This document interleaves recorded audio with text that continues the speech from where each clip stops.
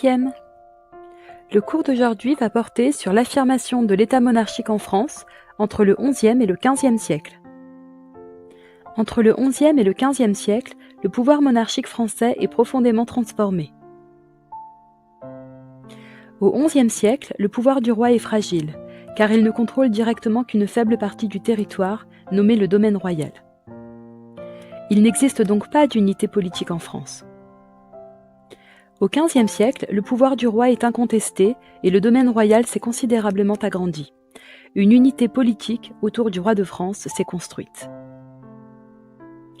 Comment le roi de France renforce-t-il son pouvoir face aux seigneurs entre le XIe et le XVe siècle? La société féodale est organisée selon une hiérarchie précise, la pyramide vassalique.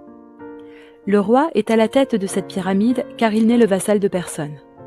Toutefois, il n'exerce qu'une autorité indirecte sur les seigneurs châtelains, les seigneurs ecclésiastiques et les simples chevaliers. De plus, certains grands seigneurs possèdent des comtés ou des duchés plus vastes que le domaine royal. En 987, Hugues Capet est élu par les grands seigneurs du royaume pour devenir roi de France. Mais cette élection est contestée car il existe d'autres prétendants tout aussi légitimes.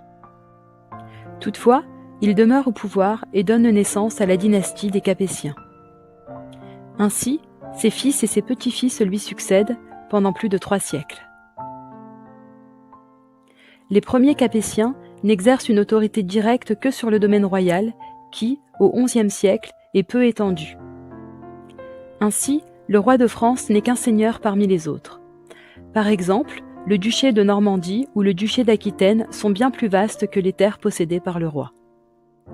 Le domaine royal rassemble l'ensemble des terres dont le roi est le seigneur et dont il tire des revenus. Le fief constitue une terre qu'un seigneur remet à son vassal en échange de sa fidélité et de ses services. Par ailleurs, le roi de France dispose d'une forte autorité morale car il est sacré dans la cathédrale de Reims au début de son règne. Le sacre fait du roi un élu de Dieu.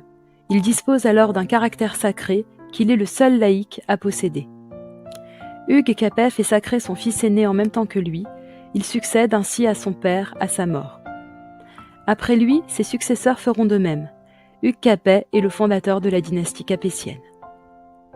Le sacre confère au roi une autorité qui lui permet de confisquer les fiefs de ses vassaux si ces derniers ne lui obéissent pas.